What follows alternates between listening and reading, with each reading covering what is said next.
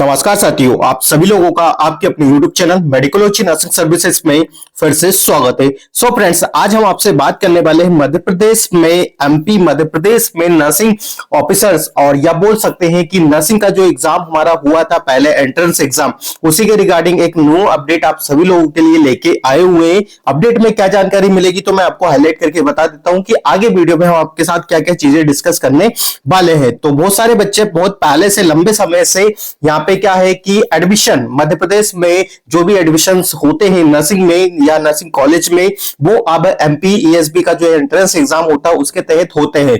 तो उसका जो फाइनल राउंड था वो यहाँ पे कंप्लीट हो चुका था और हर एक अपडेट आपको मेडिकोलॉजी नर्सिंग सर्विसेज ने प्रोवाइड किया हुआ है। अब जो चीजें मैं आपको बताने वाला हूं, ये जो फाइनल राउंड के बाद भी एक्सटेंडेड राउंड यहाँ पे निकला हुआ है, जिसमें आपको कुछ वैकेंसीज रिमेनिंग जो वैकेंसीज बची हुई है, मतलब बोल सकते हो कि जो रिमेनिंग कॉलेजेस बचे जिसमें एडमिशन होने के बाद जो खाली सीट बची है उस पर आप एडमिशन ले सकते हो। रजिस्ट्रेशन कैसे करना है, प्रोसेस क्या रहेगा, कब से कौन सी डेट से क्या क्या चीजें होगी और शेड्यूल क्या क्या रहेगा, कब से आपकी हर एक जानकारी को चलिए हम स्टार्ट करते हैं बिना किसी टाइम डिले के।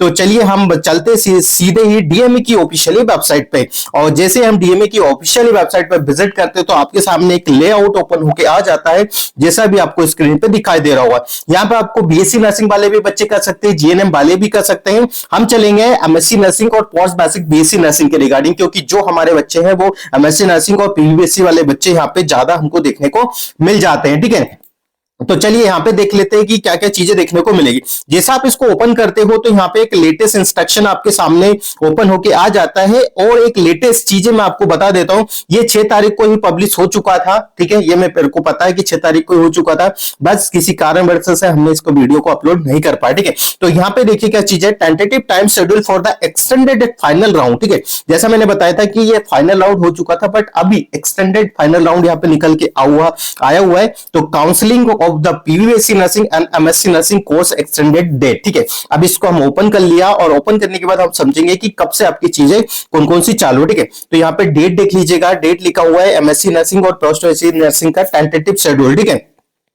6/12/2025 एक्सटेंडेड फाइनल राउंड। ठीक है, यहाँ पे मेंशन किया गया है extended final round counselling for of PBBSc nursing and MSc nursing courses. ठीक है, तो यहाँ पे एक चीज मेंशन की गई है लोगों ने, ये आपको पढ़ना बहुत इंपॉर्टेंट हो जाता है।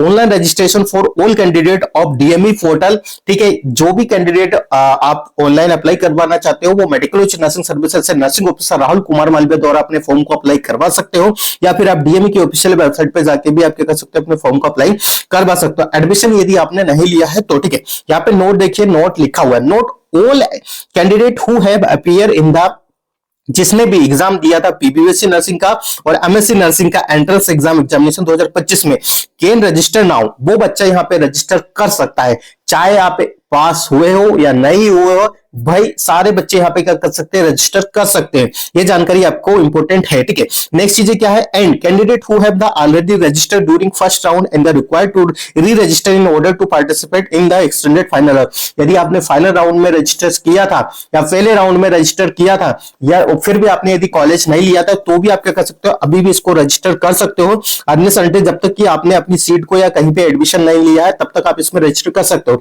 यदि एक बार आपने एडमिशन ले लिया है तो फिर आप इसमें क्या करोगे, रजिस्टर नहीं कर पाओगे। ये चीजें यहाँ पे मेंशन की गई है। Candidate who have the allotted seat and any round earlier shall not be eligible. जैसा मैंने बताया, यदि आपने पहले सीट एलोकेट कर ली है किसी कॉलेज में, आपको राउंड वो मिल गया है एडमिशन, तो आप फिर नेक्स्ट राउंड के लिए नहीं जा सकते। ठीक है, ये देखो, अब आपका जो रजिस्ट्रेशन वो कब से चालू हो जाएगा, तो 8/12/2025 से 11/12/2025 तक चलने वाला है। ठीक है, इस चीज को ध्यान में रखिएगा।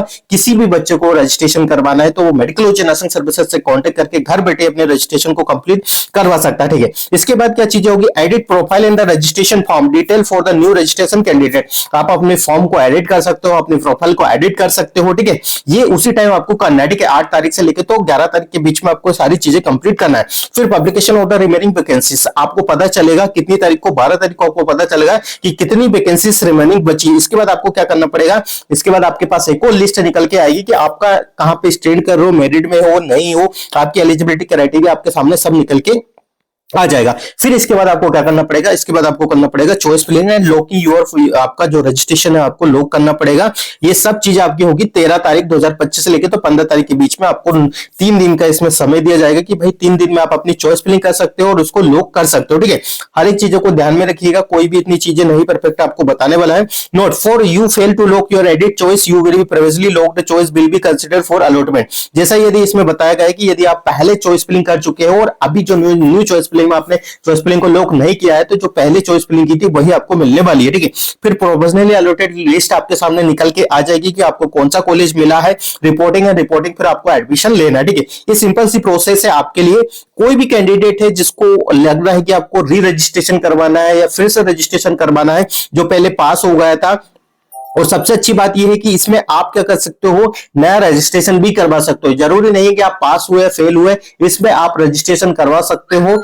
यदि आपको कॉलेज नहीं मिला है तो आप कॉलेज मिल जाएगा। ठीक है, तो ये एक अपडेट है मध्य प्रदेश शासन की तरफ से, बहुत बेहतरीन अपडेट निकल के आया हुआ है। यदि आप एडमिशन लेना चाहते हो BSc nursing, GNM nursing, post basic BSc nursing, MSc nursing में, तो आपको ये फॉर्म फिल करना पड़ेगा, आपको रजिस्ट्रेशन करवाना पड़ेगा। पर ध्यान दीजिएगा, वही बच्चे रजिस्ट्रेशन करवा सकते हैं जिन लोगों ने क्या दिया है, एग्जाम दिया हो। ठीक है, और कुछ भी डाउट्स होता है तो बेझिझक होकर आप मेडिकोलॉजी नर्सिंग सर्विसेज से 9754573292 पे कॉल या मैसेजेस करके अपने डाउट्स को क्या कर सकते हो, क्लियर कर सकते हो। ठीक है, नर्सिंग ऑफिसर राहुल कुमार वाल्वे द्वारा आपके डाउट को क्लियर किया जाएगा। तो thank you so much guys, और ये वीडियो ज्यादा से ज्यादा बच्चों को शेयर कर दीजिएगा जिन लोगों ने अभी तक एडमिशन लिया है, जो भी बच्चे कंफ्यूजन में है। ठीक है, तो thank you so much guys.